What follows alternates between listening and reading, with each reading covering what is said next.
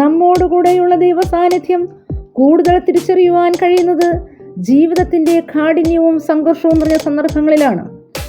ആ സമയങ്ങളിലെല്ലാം നമ്മുടെ ഏറ്റവും അടുത്ത സ്നേഹിതനേക്കാളും നാം ആശ്രയിക്കുന്ന സഹോദരങ്ങളെക്കാളും അപ്പനേക്കാളും അമ്മയെക്കാളും നമ്മോട് ഏറ്റവും കരുണ തോന്നുന്ന സഖിയായി, സഹോദരനായി, പിതാവായി നമ്മുടെ യേശു കടന്നു വരും. ഞാനൊരു സംഭവകഥ പറയട്ടെ.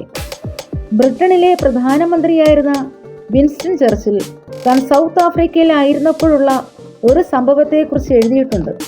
ആ സമയത്ത് ഒരു പത്രപ്രവർത്തകനായി താൻ പ്രവർത്തിച്ചുകൊണ്ടിരുന്ന സമയമായിരുന്നു.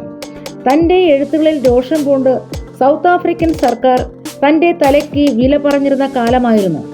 ഒരു മിലിറ്ററി തടവിൽ നിന്നും താൻ രക്ഷപ്പെട്ട് ഭക്ഷണവും വെള്ളവും ഇല്ലാതെ മലയുടെ ഒളിവുകളിൽ അലഞ്ഞു നടന്ന് പല ദിവസങ്ങൾ കഴിച്ചു. ഒടുവിൽ ക്ഷീണിതനായി സകലതും കഴിഞ്ഞുവെന്ന് കരുതിയ സാഹചര്യത്തിൽ വന്നു ചേർന്നു. അർദ്ധരാത്രിയിൽ താൻ ഒളിച്ചിരുന്ന മലയുടെ താഴ്വരയിൽ എവിടെയോ ചെറിയ വെളിച്ചം പ്രകാശിക്കുന്ന ഒരു വീട് കണ്ടു.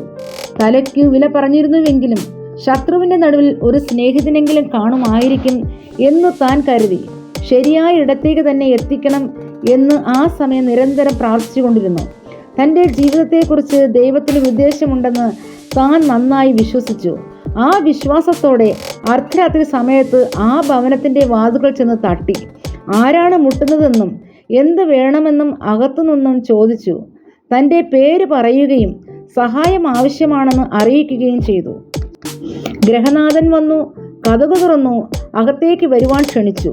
എന്നിട്ട് അദ്ദേഹം ഇപ്രകാരം പറഞ്ഞു: അനേക മൈലുകൾക്കുള്ളിൽ വിൻസ്റ്റൺ ചർച്ചിന് സുരക്ഷിതമായ ഈ ഒരു ഭവനമല്ലാതെ മറ്റൊരു ഭവനം പോലും കാണുവാൻ കഴിയുകയില്ല.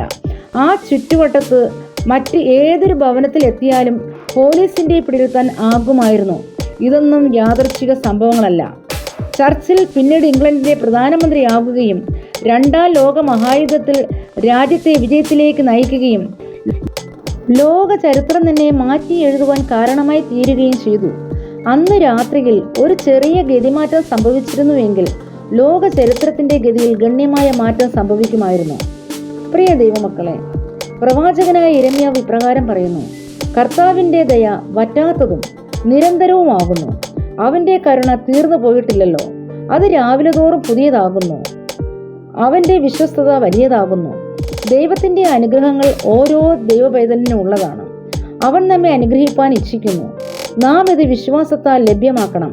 ശാരീരികമായി, കുടുംബപരമായി, ബന്ധങ്ങളിൽ, സാമ്പത്തികമായി, എല്ലാ വിഷയങ്ങളിലും ദൈവം നമ്മെ അനുഗ്രഹിക്കും.